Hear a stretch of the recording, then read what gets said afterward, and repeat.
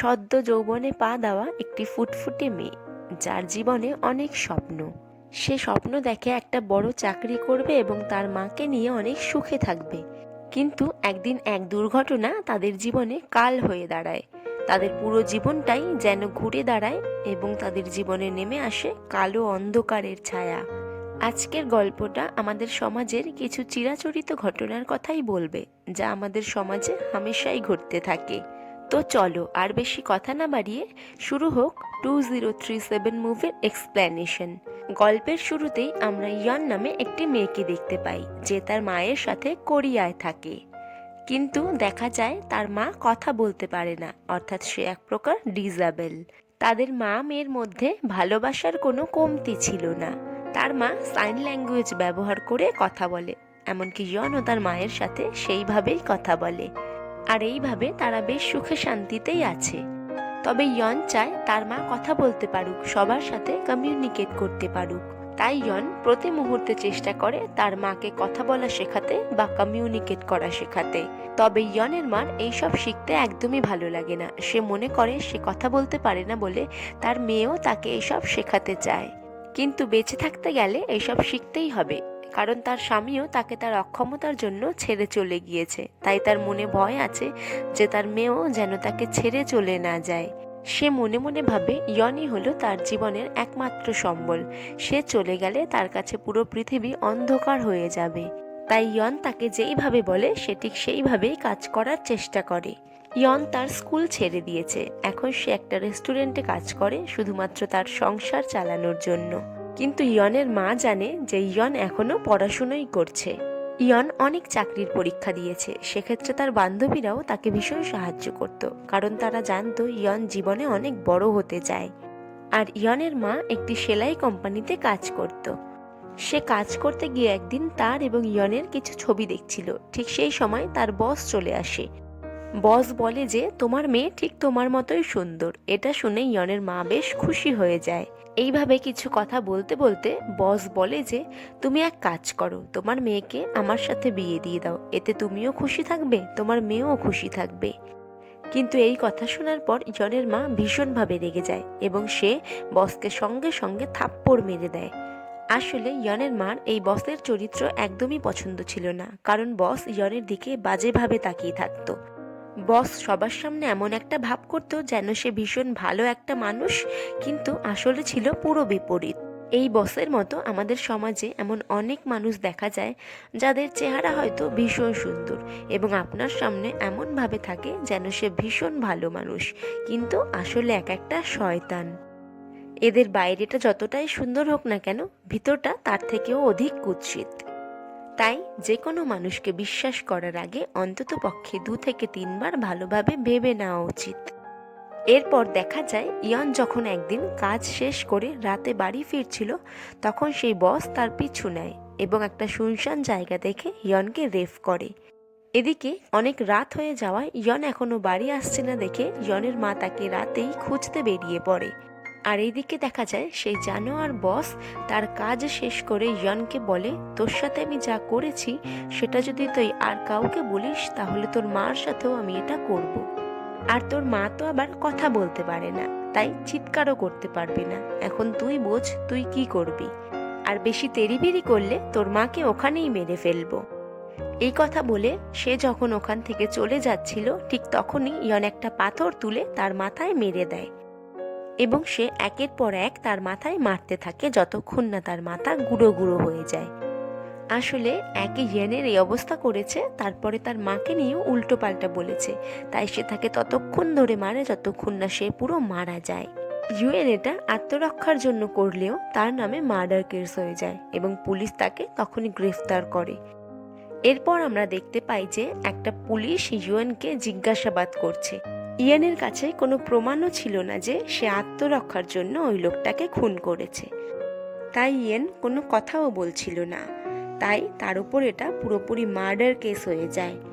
আর ইয়নের এমনই পোড়া কপাল যে তাকে তার এই কেসে কেউ সাহায্য করছে না, অর্থাৎ তার পক্ষে কোনো উকিলই নেই।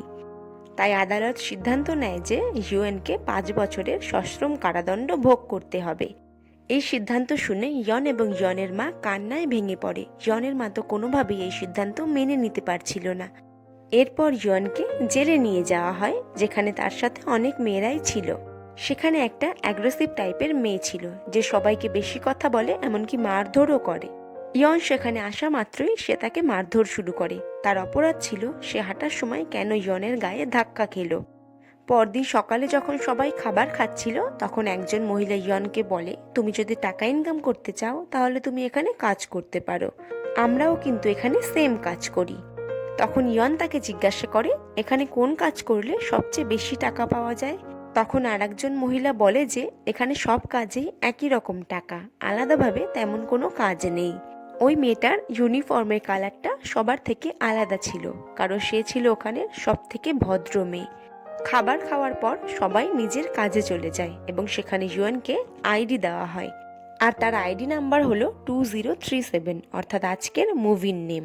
সারাদিন কাজ করার জন্য তারা যখন রেস্ট নেয়, তখন তার কাছে একজন মহিলা আসে এবং মহিলাটি তার জীবনে ঘটে যাওয়া সমস্ত কাহিনী ইয়নের সঙ্গে শেয়ার করতে থাকে। সে বলে একদিন তার ছেলেকে কেউ একজন গাড়ি চাপা দিয়ে মেরে ফেলে, সেটা দেখে সে হিতাহিত জ্ঞান হারিয়ে ফেলেছিল।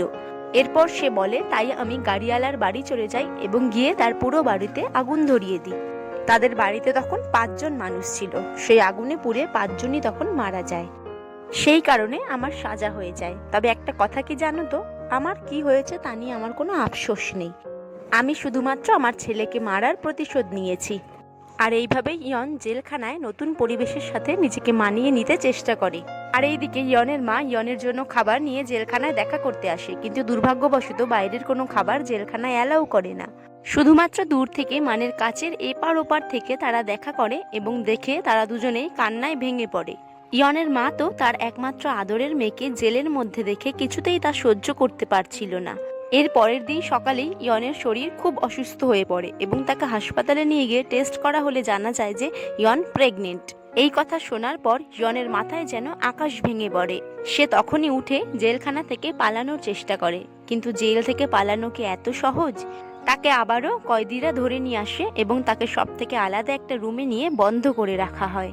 এরপর সেই মধ্যবয়স্ক মহিলাটি ইয়নকে যেখানে বেঁধে রাখা হয়েছে সেখানে তার সাথে দেখা করতে যেতে চায়, কিন্তু সেই অ্যাগ্রেসিভ মহিলাটি তাকে ধরে মারা শুরু করে এবং তাকে ভীষণভাবে অপমানও করে।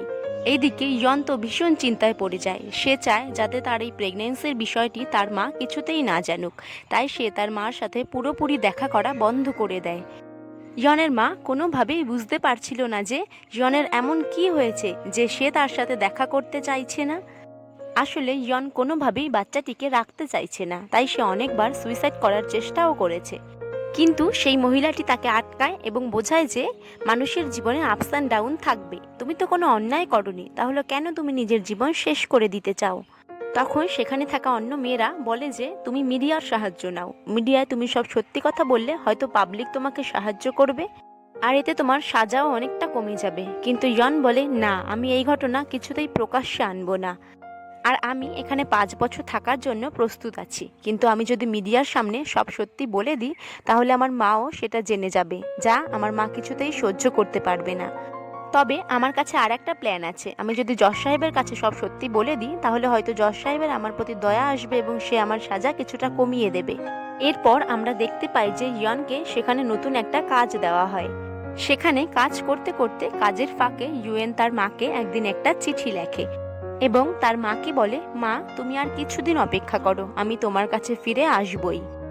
আর এইভাবে ইউএনের সময় পার হতে থাকে। কিন্তু যতই দিন যেতে থাকে ততই ইউএনের অবস্থা খারাপ হতে থাকে।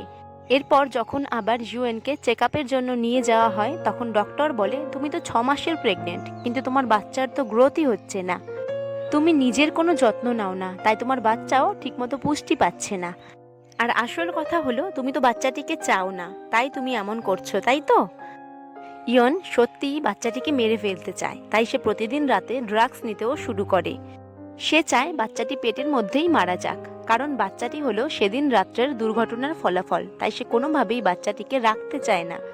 এরপর ইউএনকে হাসপাতাল থেকে অন্যত্র ট্রান্সফার করা হয়। এদিকে জেলে থাকা বাকিরা চিন্তা করতে থাকে যে এমন কি হলো যে ইউএনকে এখনো জেলে আনা হচ্ছে না। তখন সেখানে থাকা অ্যাগ্রেসিভ মহিলাটি বলে, ভালো হয়েছে ও আসছে না, ওকে আমি দেখতে পারি না। মা হতে চেয়েছিলাম আমি, কিন্তু মা হচ্ছে ওই পিচ্চি মেয়েটা।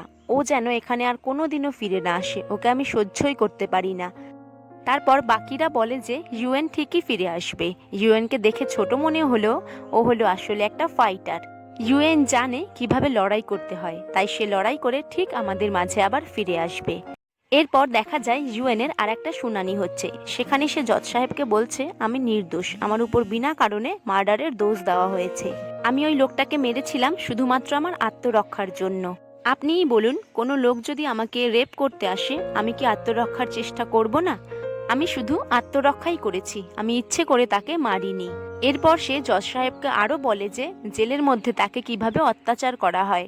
জজ সাহেব ইউএনের মুখ থেকে সব সত্যি শুনে তাকে পুরোপুরি মুক্তি না দিলেও তার সাজা অনেক কমিয়ে দেওয়া হয়। তার সাজা এখন 5 বছরের জায়গায় মাত্র 1 বছর করা হয়। এই কথা শুনে ইউএন ভীষণ খুশি হয়ে যায় এবং তারপর আবার ইউএনকে সেই জেলে নিয়ে যাওয়া হয় যেখানে তারা সবাই একসাথে থাকতো। এরপর দেখা যায় যত দিন যেতে থাকে ইউএনের পেট তত বড় হতে থাকে, কিন্তু ইউএন সে বিষয়ে কোনো পাত্তা দিত না। এত কিছু হয়ে যাওয়ার পরেও ইউএন তার স্বপ্ন বাঁচিয়ে রেখেছিল, তাই সে কাজের মধ্যেও তার পড়াশোনা আবার শুরু করেছিল। এরপর দেখা যায় সময়ের সঙ্গে সঙ্গে সেখানে থাকা অ্যাগ্রেসিভ মেয়েটার ইউএনের উপর রাগ অনেকটাই কমে যায়। সবাই মিলে তারা সেখানে একসঙ্গে বেশ ভালোভাবেই থাকছিল। এদিকে সময়ের সঙ্গে সঙ্গে ইউএনের ডেলিভারি ডেট এগিয়ে আসতে থাকে এবং সেখানে থাকা সমস্ত মহিলারা ইউএনের বাচ্চার জন্য জামা কাপড় তৈরি করতে থাকে। এমনকি ইউএনের বাচ্চার কি নাম রাখা হবে তা নিয়েও আলোচনা শুরু করে দেয়। এইভাবেই দিন যেতে যেতে হঠাৎ করে একদিন ইউএনের ডেলিভারি পেইন শুরু হয়ে যায় এবং তাকে দ্রুত হাসপাতালে নিয়ে যাওয়া হয়। কিন্তু হাসপাতালে যাওয়ার আগে ইউএন জেলে থাকা মহিলাদের জন্য একটা চিঠি লিখে রেখে যায়। আর সেখানে সে লেখে যে তোমরা সবাই আমার ভীষণ খেয়াল রেখেছো, আমাকে ভীষণ ভালোবেসেছো, আর সেই কারণে আমি তোমাদের কাছে কৃতজ্ঞ। মন থেকে আমি তোমাদের জন্য অনেক প্রার্থনা করি, দেখবে তোমরা অনেক তাড়াতাড়ি এইখান থেকে মুক্ত হতে পারবে। তোমরা তো ইচ্ছে করে অপরাধ করনি, প্রতিশোধের আগুনেই ভুল করে বসেছো, তাই আমি বিশ্বাস করি তোমরাও আমার মতো খুব দ্রুত এখান থেকে বেরোতে পারবে।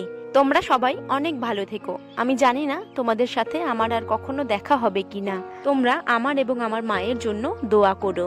ইয়নের রাখা চিঠি পড়ে তারা ভীষণভাবে কান্না করতে শুরু করে এবং ইয়নকে ভীষণ মিস করতে থাকে। অন্যদিকে দেখা যায় ইয়ন হাসপাতালে মৃত্যুর সাথে লড়াই করছে, কারণ তার অবস্থা অনেক খারাপ হয়ে গেছিল। কিছুক্ষণ পর দেখা যায় ইয়ন একটা ফুটফুটে কন্যা সন্তানের জন্ম দিয়েছে, কিন্তু বাচ্চা হওয়ার পর ইয়ন পুরোপুরি কোমায় চলে গেছিল। ইয়নের মা ইয়নের খবর পেয়ে কাঁদতে কাঁদতে দ্রুত হাসপাতালে চলে আসে এবং সে তার মেয়ের এই অবস্থা দেখে ভীষণভাবে কান্নায় ভেঙে পড়ে। আর এরপর থেকেই সে প্রতিদিন তার মেয়ের কাছে আসতো এবং মেয়ের খুব ভালোভাবে টেক কেয়ার করত এবং সবসময় গডের কাছে প্রে করত তার মেয়ে যেন সুস্থ হয়ে যায়। আর এইভাবেই কয়েকটা বছর পার হয়ে যায়, কিন্তু ইয়ন এখনো কোমায়ই থাকে। ইয়নের শারীরিক অবস্থার কোনো পরিবর্তন হয়নি, কিন্তু ইয়নের মা হাল ছাড়েনি, সে এখনো গডের কাছে তার মেয়ের জন্য প্রার্থনা করে। আর এই কয়েক বছরে ইয়নের বাচ্চা বড় হয়ে যায় এবং তাকে একটা বড়লোক দম্পতি দত্তকও নিয়ে নেয়। তারা ইয়নের মেয়ের অনেক যত্ন নেয় এবং অনেক ভালোবাসে। এরপর হঠাৎ করে অনেক অপেক্ষার পর একদিন দেখা যায় ইয়নের জ্ঞান ফিরে আসে। আর এইভাবেই দিন যেতে যেতে ইয়ন পুরোপুরি সুস্থ হয়ে যায় এবং সে পুরোপুরি স্বাভাবিক জীবনে ফিরে আসে। আর এই সুন্দর দৃশ্যের মধ্যেই এই গল্পটি এখানেই শেষ হচ্ছে। গল্পটি ভালো লাগলে সাবস্ক্রাইব করে রাখবেন এবং লাইক, কমেন্ট, শেয়ার করতে একদমই ভুলবেন না।